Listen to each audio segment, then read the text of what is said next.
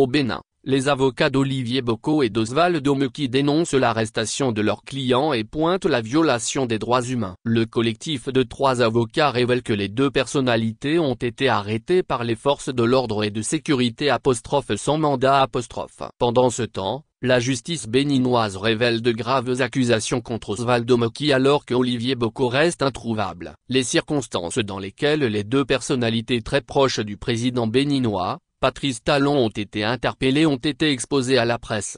Les 3 avocats révèlent que l'homme d'affaires Olivier Boko a été arrêté dans la nuit du lundi à mardi alors qu'il allait dans la maison du président Talon à voiture au bord de laquelle se trouvait également sa femme.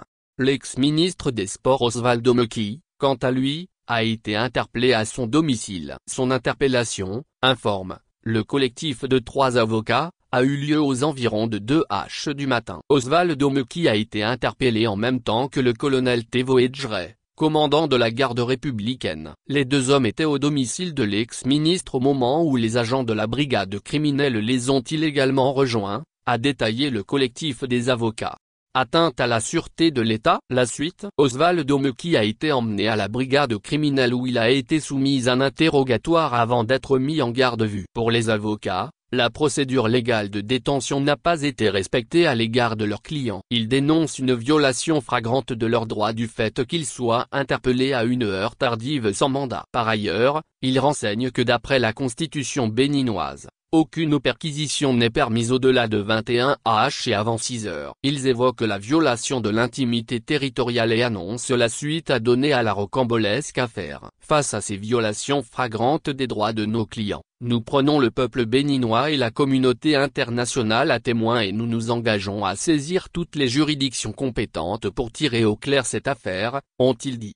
Olivier Boko toujours introuvable. À la suite de l'interrogatoire de l'ancien ministre Oswaldo Meki, il lui est reproché entre autres des faits d'atteinte à la sûreté de l'État. Une somme colossale serait trouvée dans son véhicule à la maison. Ministre depuis 2015, Oswaldo Meki a démissionné l'année dernière après avoir appelé à une mobilisation générale autour d'Olivier Boko pour succéder à Patrice Talon à la tête du Bénin.